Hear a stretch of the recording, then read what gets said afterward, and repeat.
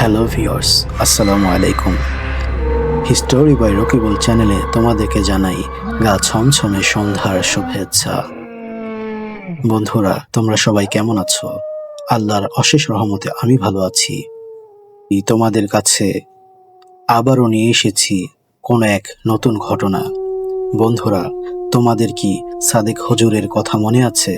হ্যাঁ বন্ধুরা, কিছুদিন আগেই আমরা সাদেক হুজুরের একটি ঘটনা শেয়ার করেছিলাম এবং তিনি আমাদেরকে আশ্বস্ত করেছিল আরও কিছু ঘটনা আমাদেরকে পাঠাবেন। আজকে তারই মুখে শোনা একটি নতুন ঘটনা তোমাদের কাছে শেয়ার করব। তবে বন্ধুরা, চলো আর দেরি না করে আমরা আমাদের গল্পে ফিরে যাই। ঘটনাটি আমি সাদেক হুজুরের মুখ থেকে যেভাবে শুনেছি তোমাদের কাছে ঠিক সেভাবেই উপস্থাপন করছি। আজ থেকে প্রায় 10-12 বছর আগের ঘটনা।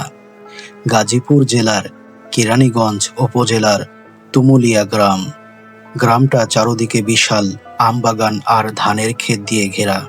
দিনের বেলায় শান্ত আর সুন্দর, কিন্তু রাত নামলেই অদ্ভুত এক ভৌতিক পরিবেশ গ্রামটাকে ঘিরে ধরে। সেই সময়ই সাদেক হুজুর আমন্ত্রণ জানালো এক গ্রামের তেতুলিয়া কেন্দ্রীয় জামে মসজিদে। সেই সময়ই সাদেক হুজুর সেই তেতুলিয়া গ্রামের কেন্দ্রীয় জামে মসজিদে ওয়াজ ও তাবলীগের জন্য সেখানে দাওয়াত পায় এবং তিনি সেই দাওয়াত কবুল করে সেখানে ওয়াজ মাহফিলের জন্য উপস্থিত হন। হুজুর পৌঁছালেন গ্রামের চৌরাস্তার মোড়ে। চারপাশে কাঁচা রাস্তা, কাদায় ভরা। গ্রামের লোকেরা খুব সাধারণ, কৃষক, দিনমজুর আর কয়েকজন ছোট দোকানি। সবাই খুব বিনয়ী, তবে মুখে মুখে একটাই আলোচনা, মসজিদের পাশের বাড়ির ছোট ছেলে রাসেলের উপর নাকি অদ্ভুত কিছু ভর করেছে। হুজুর যখনই সেই গ্রামে পাড়া দেন, তখনই কিছু লোক তার সাথে দেখা করার জন্য ব্যাকুল হয়ে পড়ে এবং তিনি অনুমতি দিলে সেই লোকেদের মধ্যেই একজন সেই ছোট ছেলে রাসেলের সাথে কিছু ভয়ঙ্কর অদ্ভুত ঘটনা তিনি শুনতে পান এবং সেই ব্যক্তিটি হুজুরকে খুবই বিনয়ীভাবে অনুরোধ করেন যেন তিনি একবার রাসেলের বাসায় এসে রাসেলকে দেখে যায়। রাসেল এই গ্রামেরই একটি ছেলে। তার বয়স আনুমানিক 15 বছর হবে। আগে খুব হাসি খুশি ও নামাজি ছেলে ছিল, কিন্তু হঠাৎ করেই তার আচরণ পাল্টে যায়। রাতে ঘুম থেকে ওঠে সে মাঠে চলে যায়, গলায় অদ্ভুত আওয়াজ করে কথা বলে, কোনো কারণ ছাড়াই অকারণে সে হাসে, আবার মুহূর্তের মধ্যেই সে রেগে যায়। আবার অনেক সময় সে মানুষকে কামড়ানোর চেষ্টা করে, তাড়া দেয় লাঠি নিয়ে, বিভিন্ন রকমের অস্বাভাবিক আচরণ করতে থাকে। তাকে তার বাবা মা অনেক ডাক্তার দেখিয়েছে, কোনো লাভ হয়নি। মাঝে মাঝে রাসেল অদ্ভুত অদ্ভুত কথা বলে। সে বলে রাতের বেলা কে যেন তার কাছে আসে, কি যেন তাকে বলে, তাকে নিয়ে যেতে চায়। এই সমস্ত কথা শোনার পর তার বাবা মা আর বুঝতে দেরি করে না যে রাসেলের এই রোগটা কোনো রোগ নয়, এটা হয়তোবা কোনো অশরীরী আত্মা অথবা জিন, যেটাই আমরা বলি, কোনো কিছু রাসেলের ওপর ভর করেছে। হুজুর তার ওয়াজ মাহফিলের কাজ সমাপ্ত করলেন এবং তিনি সেই ব্যক্তির সাথে রাসেলের বাড়ি চলে গেলেন। হুজুর যখন রাসেলের বাড়িতে প্রথম গেলেন, ছেলেটা তখন উঠানে বসেছিল, আকাশের দিকে তাকিয়ে কাঁপছিল। তার চোখ দুটো অস্বাভাবিক লাল, ঠোঁটগুলো নীলচে বর্ণের হয়ে গেছে। সাদেক হুজুর কাছে যেতেই ছেলেটা ভীষণ ভয়ঙ্কর কণ্ঠে বলে ওঠে, ওই আলেমকে সরিয়ে দাও, সে আসুক না, আমি তাকে কামড়ে দেব, আমি তাকে সহ্য করতে পারছি না, তাকে চলে যেতে বলো এখান থেকে। এই সমস্ত ভাবে কথা বলতে লাগলো আর চিৎকার করতে লাগলো। রাসেলকে কেউ ধরে রাখতে পারছে না। 2-3 জন মিলে রাসেলকে ধরে রেখেছে। রাসেলের চোখগুলো আস্তে আস্তে বড় হয়ে গেল। রাসেলের হাতগুলো কেমন যেন একটি ভয়ঙ্কর রূপ ধারণ করলো। হাতের মধ্যে পশমগুলো কেমন জানি বড় হয়ে যাচ্ছে, নখগুলো জানি কেমন চোখা চোখা আর বড় লাগছে। এত অস্বাভাবিক আগে কখনোই দেখা যায়নি রাসেলকে। রাসেলের পরিবারের লোকজন ও গ্রামের মানুষ এই দৃশ্য দেখে গা শিউরে উঠল এবং সবাই চোখ বড় বড় করে রাসেলের দিকে তাকিয়ে আছে। হুজুর রাসেলের বাবাকে ডেকে একটি ঘরে বসলেন এবং বিস্তারিত শুনতে চাইলেন। তখন হুজুরকে তার বাবা বলল, পাশের গ্রামের কবরস্থান নাকি কয়েক দশক আগে এক জাদুকরকে দাফন করা হয়েছিল। শোনা যায় সে জীবিত থাকতে কালো জাদু আর জিন নিয়ে কাজ করত। মৃত্যুর পরেও তার প্রভাব সেই গ্রামের ওপর বিস্তার করে। সেই অন্ধকার রাতে সেই কবরস্থান থেকে, সেই কবরের পাশ থেকে চিৎকারের আওয়াজ পাওয়া যায়। সেই লোকটি ভীষণ ভয়ঙ্কর ছিল। সে দিনে দুপুরে মানুষকে ভেলকি লাগিয়ে কাজ করত এবং তার কাজই ছিল লোক ঠকানো, এবং সে ভয়ঙ্কর ভয়ঙ্কর কালো জাদু করত। যে কবরস্থানে তাকে দাফন করা হয়েছে সেই কবরস্থানেরই লাশ চুরি করে সে কালো জাদু করত এবং তার মৃত্যুও হয় খুব অস্বাভাবিক। এক রাতের অন্ধকারে তাকে খুব ক্ষতবিক্ষতভাবে হত্যা করা হয়। এই হত্যার সাথে কে বা কারা জড়িত ছিল কিছুই জানা যায়নি। তবে যতটুকু জানা গেছে, কোনো একটি হিংস্র পশু যদি কাউকে ছিঁড়ে বেড়ে খেয়ে ফেলে, ঠিক সেভাবেই তার মৃত্যু হয়েছিল।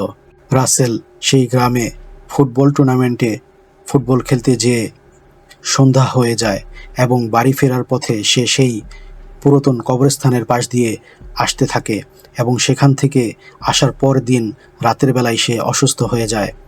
রাসেলের বাবা হুজুরকে এটাই জানায়, আমার মনে হয় আমার ছেলের ওপর কোনো খারাপ আত্মা বা জিনের নজর পড়েছে।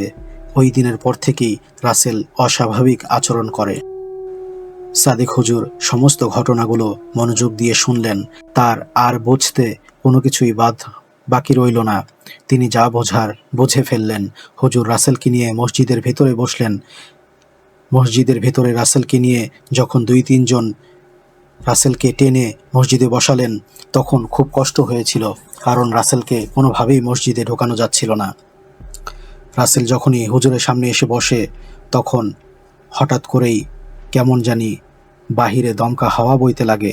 একটি গরম বাতাস মসজিদের ভেতরে এসে ঢুকে যায় এবং দরজা জানালাগুলো এমনভাবে আছড়াতে থাকে বাতাসের সাথে।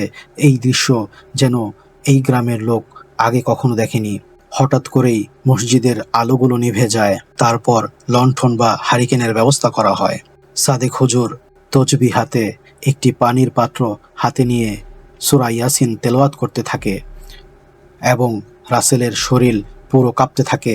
সে হাউমাউ করে কাঁদতে শুরু করে এবং তার গলার কণ্ঠ একেবারেই পরিবর্তন হয়ে যায়। আশেপাশে তেমন কেউ ছিল না, শুধু ছিল রাসেলের বাবা আর ওই মসজিদের খাদেম। বাকি লোকেরা সবাই বাহিরে ছিল, তারা জানালা দিয়ে দেখার চেষ্টা করছিল। রাসেলের গলার মধ্যে থেকে ভয়ঙ্কর আওয়াজ বের হতে লাগলো। এমন আওয়াজ কোনো হিংস্র প্রাণীর মধ্যেই থাকে, কিন্তু কোনো মানুষের মধ্যে থাকে না। এই দৃশ্য দু চোখে না দেখলে বিশ্বাস করা যায় না। সাদিক হুজুর তার দোয়া কালাম জারি রাখলেন।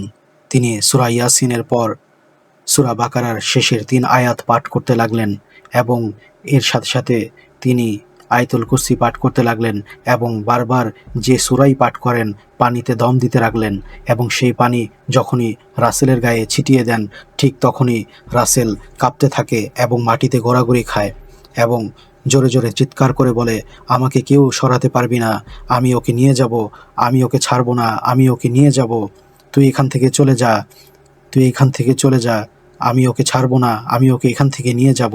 এই রকমভাবে চিৎকার করতে থাকে রাসেল। আর হুজুর বারবার পানিতে দম করে সেই পানি রাসেলের গায়ে ছিটাতে থাকে।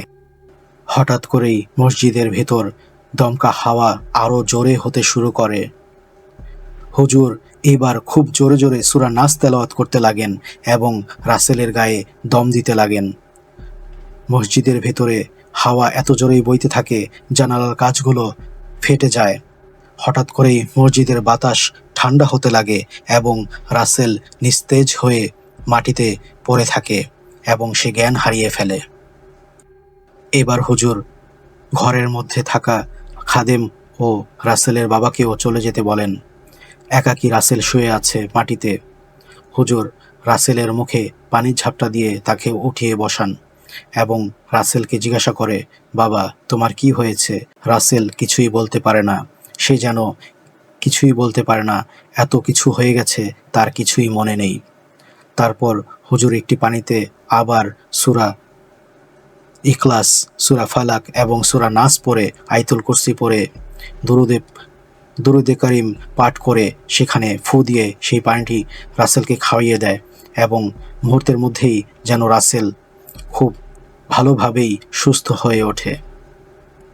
তারপর হুজুরের হাত ধরে রাসেল মসজিদের দরজা দিয়ে বের হয় এবং রাসেলের এই হাসি মাখা মুখ দেখে তার বাবা মুগ্ধ হয়ে যায় এবং দৌড়ে যেয়ে রাসেলকে জড়িয়ে ধরে এবং হুজুরের পায়ে ধরে সালাম করে। গভীর রাত পার হয়ে যায়, আস্তে আস্তে ফজরের ওয়াক্ত হয়ে যায়। মুয়াজ্জিন হুজুর ফজরের আজান দেয়। রাসেল ধীরে ধীরে সুস্থ হয়ে উঠেছে, তার চোখের লালচে ভাব মিটে গেছে। গ্রামের মানুষ সবাই সাদেক হুজুরের সামনে মুসাফা করে এবং দোয়া চায়।